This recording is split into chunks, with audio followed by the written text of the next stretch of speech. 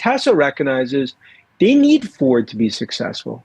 And Tesla, which is probably the biggest AI story out there, is at 6 times earnings. It has more data. Talk about proprietary data. It has more data of real world driving miles than all of the other auto companies and technology companies like Waymo put together around the world, we would say.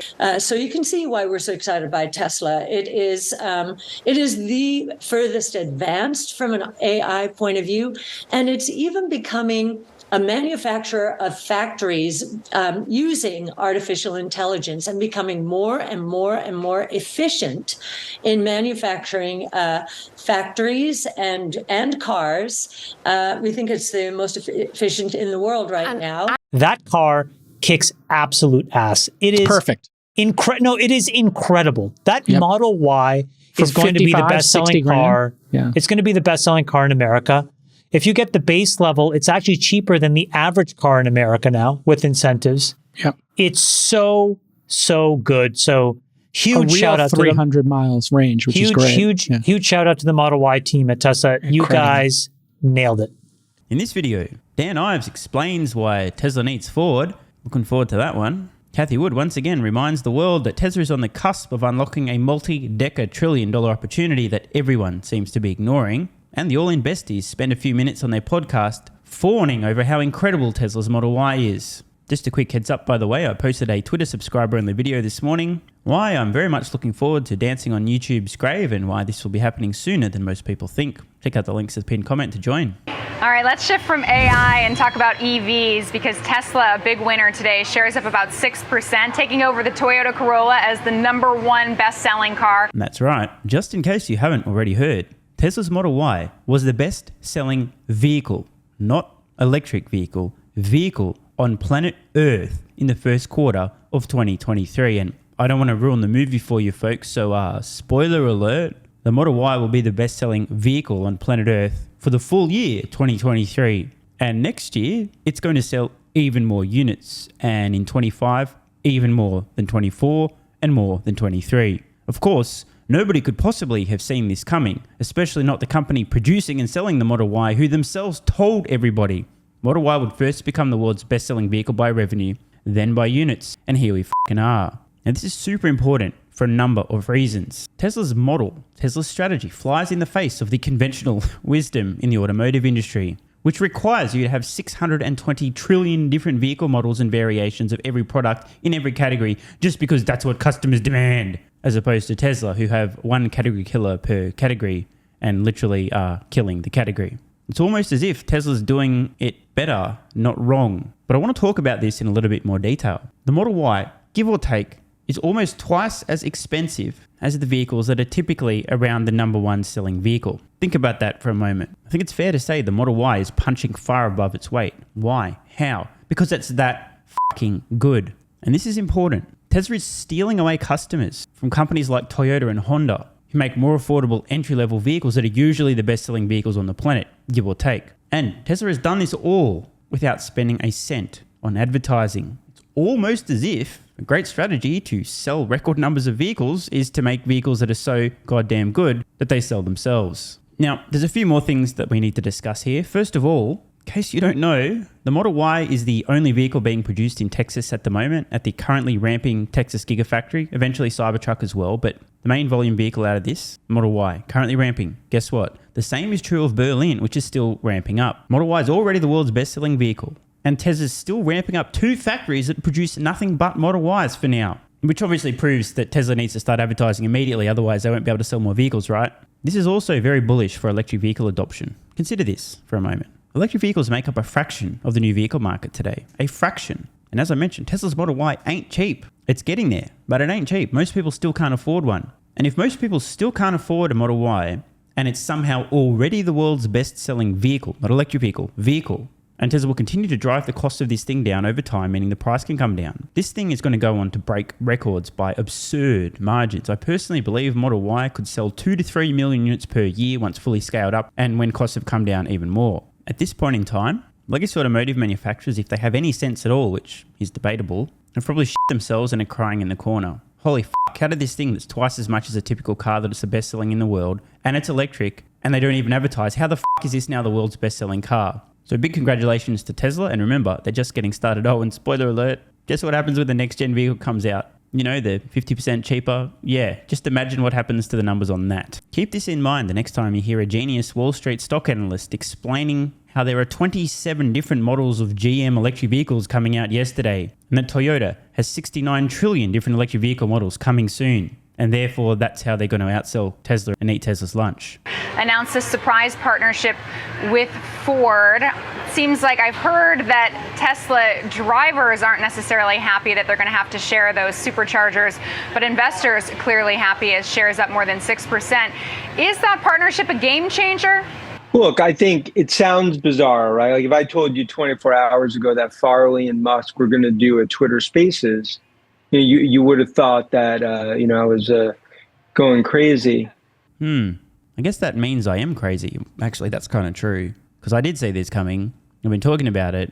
And spoiler alert, the next big announcement, eventually there'll be other companies that access Tesla's supercharging network. You can count on that. But the next big one between Ford and Tesla will be Ford announcing they're going to be licensing Tesla's software, FSD. And by the way, maybe even possibly, now, this is going out on a limb. I'm not calling this one. Might happen, but I'm definitely calling the FSD licensing. But this may also happen. Tesla may also license their OS to Ford. Get Ford to reskin it. Why reinvent the wheel? Tesla has a great operating system for electric vehicles. Ford, not so much. Why not just license Tesla's electric vehicle OS? Seriously, by the way. Why not? So anyway, back to the point. This was inevitable. Ford licensing FSD is inevitable. Other automotive manufacturers negotiating access to some of Tesla's superchargers is also inevitable. And importantly, many automotive manufacturers, if they have any sense at all, will also begin licensing Tesla's autonomous software at some point in the future. They may not have that much sense. After all, if they had sense, they probably would have been pursuing electric vehicles at lightning speed starting 15 years ago. So don't count on it.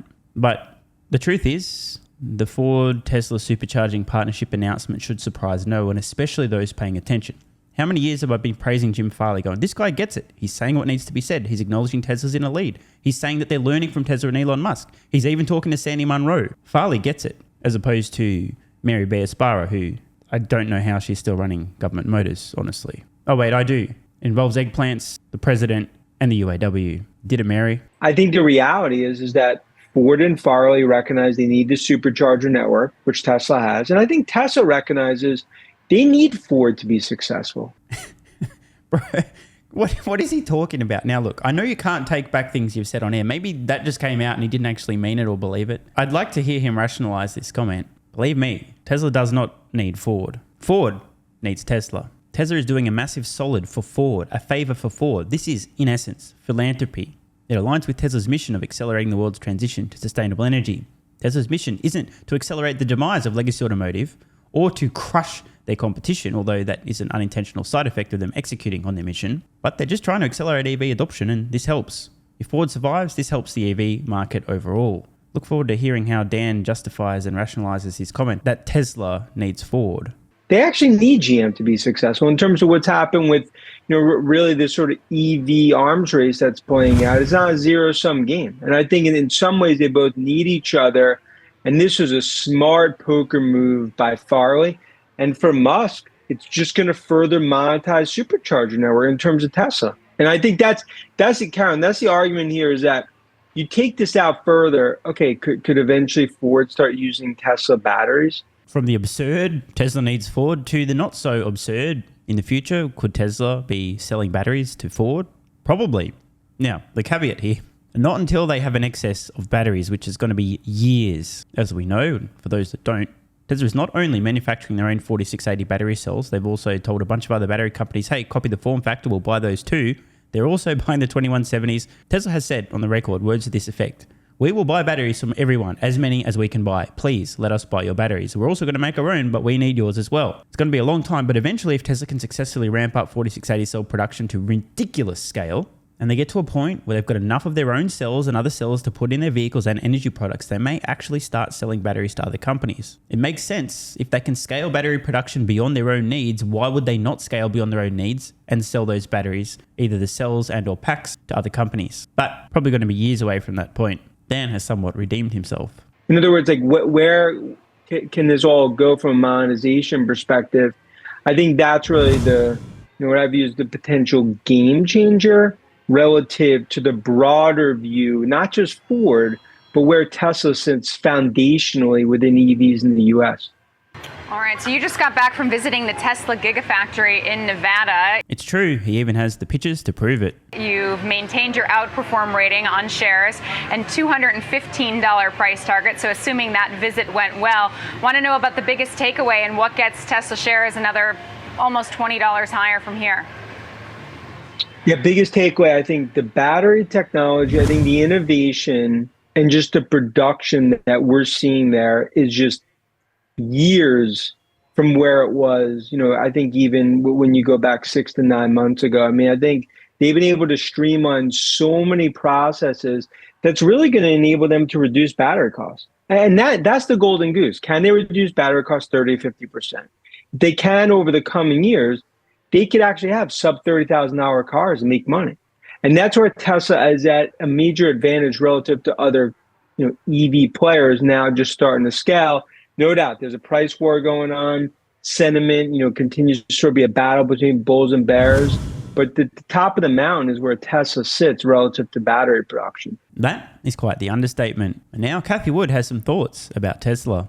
And Tesla, which is probably the biggest AI story out there, is at 6 times earnings. I think we need to get the Ministry of Truth onto Cathie Wood here. Apparently, she's under the impression that Tesla is not just a car company, and in fact, they're an AI company, and a very exciting one at that. Obviously, she's deluded. She must have believed the extremely intricate fraud in which there are hundreds of thousands of users currently claiming to have access to Tesla's FSD beta software and thousands of uncut videos on social media showing these vehicles essentially driving themselves with very little human intervention, although still with supervision. Clearly, Tesla is just a car company because that's what the Wall Street stock analysts have told me, and therefore she's obviously wrong. And when she says Tesla's exciting, they're an AI company, etc., you should ignore her because she obviously doesn't know what she's talking about. She's been conned. She drank the Tesla Kool-Aid. Tesla is coming up with its own chip. So tell us what you're seeing with XAI or with Tesla's focus on AI. Today, Tesla getting bought because it's done a deal with Ford on its electrification and indeed the way in which you charge your cars. But what are we perhaps missing when it comes to being the number one artificial play, as you just said? Yes, the autonomous taxi network that we believe Tesla is building. It has more data. Talk about proprietary data. It has more data of real world driving miles than all of the other auto companies and technology companies like Waymo put together around the world, we would say. If I didn't know any better, I might think that Cathie Wood was under the extremely not accurate impression that significant amounts of data are necessary to require neural networks to do amazing things, and that a company with an unassailable data lead that has more data than the rest of the industry combined is probably in pole position to absolutely dominate. Of course, this is definitely not true, and if you disagree with me, please don't look into how the world's most compelling AI right now, such as image generation through Stable Diffusion, shout out to Midjourney, language-based models like GPT-4, were trained on enormous amounts of data, and that's how they gain their incredible, stunning, mind-blowing capabilities. If you happen to find information suggesting that it's true and a large amount of data, good quality data, was necessary to train these models and now they have amazing capabilities, it's all Russian disinformation, and P.S. there was no laptop. Except for perhaps China, because we don't know exactly what's going on there. And we do believe that the autonomous taxi platform opportunity is a winner-take-most opportunity. The company that gets a person in an autonomous vehicle from point A to point B as quickly and safely as possible is probably going to get the lion's share of the market. And that company will, in the United States, we believe, be Tesla. This obviously can't possibly be true because, one, as the experts have told us repeatedly, Tesla is just a car company, and two, if this were true, that would mean that Tesla stock is dirt cheap. And obviously that's not true because the experts also tell us that Tesla stock is extremely overvalued, egregiously overvalued in some cases, and should be valued just like every other car company because that's all it is. And we believe globally that opportunity will scale from zero today to $8 to $10 trillion in revenues by 2030. Oh, is that all? Well, even if Tesla does have an unassailable lead and it is the winner-takes-most market and they are set to dominate, that's not very much. I mean, what's a few $1 trillion? Oh, wait. No, trillion's the one that comes after billion, which is the one that comes after million, isn't it? Oh, I might have to take that back. So you can see why we're so excited by Tesla. It is the furthest advanced from an AI point of view, and it's even becoming a manufacturer of factories using artificial intelligence and becoming more and more and more efficient in manufacturing factories and cars. We think it's the most efficient in the world right now. So in summary, Cathie Wood there saying that Tesla's just a car company. You should ignore the FSD stuff because that's not really a big opportunity, and Tesla doesn't have an insane amount of proprietary data, meaning that no one's catching up to them. They're really bad at manufacturing things. Their factory designs suck, and they don't use any AI at any parts of their business at all, period, because the experts told me they're just a car company. Cathie's obviously wrong and deluded. Tesla must be paying her. And speaking of getting paid by Tesla, here's a bunch of Tesla shills who obviously were paid to say this on their very unpopular podcast that no one even listens to anyway. Yeah, the second shout out is Okay, here we go. to the Model Y team at Tesla.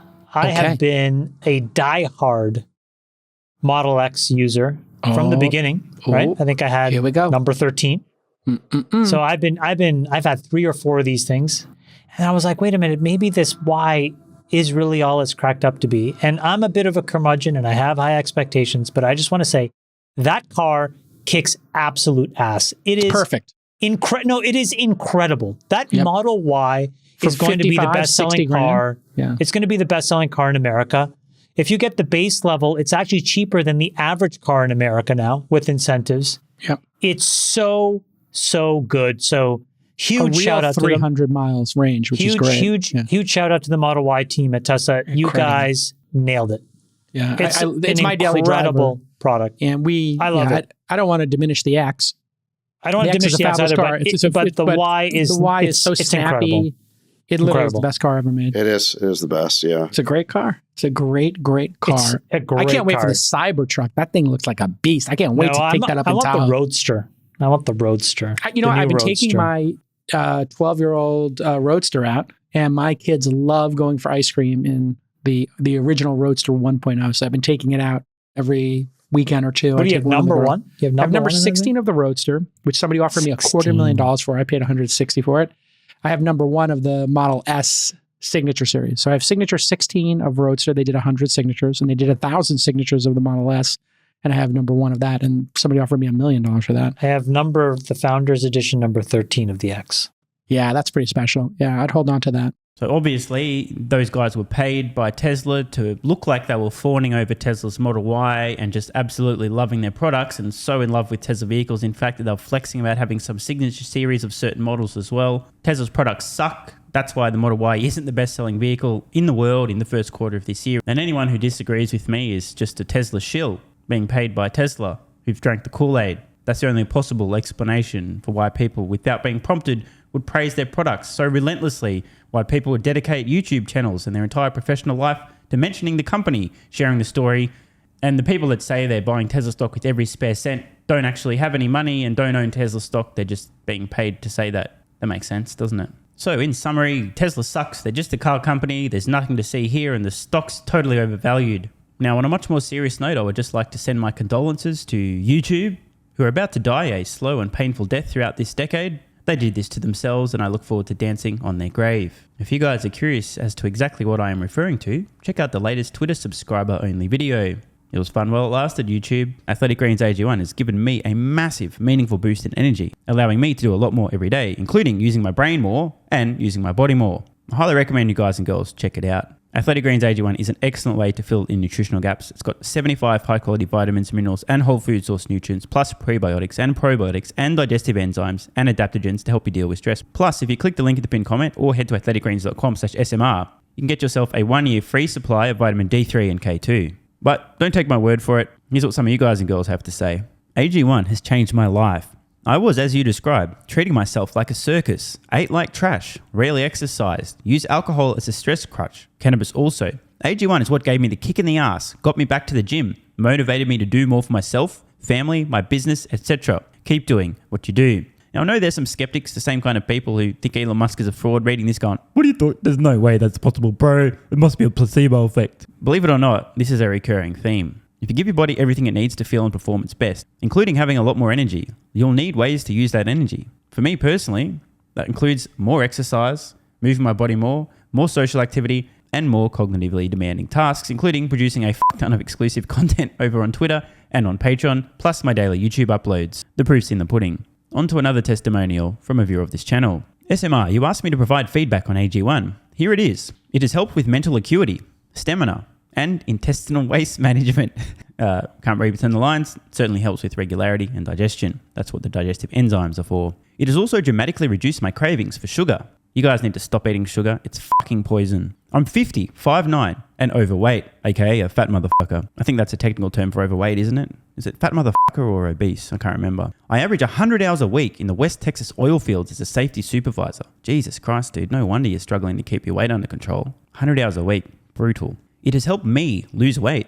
It is not an appetite suppressant. It can help fat people suppress cravings, and motivation to be healthier is critical for changing your diet. Love you, brother. Again, this is a great point. It's something people really don't seem to grasp. If you have more energy, everything becomes easier. It's like turning on easy mode for life. A few years ago, before I was taking AG1, my health was trash. I was struggling to get through the day, had afternoon fatigue. The last thing I wanted to do was either use my brain or move my body. Didn't have the energy. Now, my biggest struggle every day is figuring out ways to use that energy. I'm exercising way more, doing a lot more with my friends and family, and of course, my work output has increased substantially. And you can fact check me.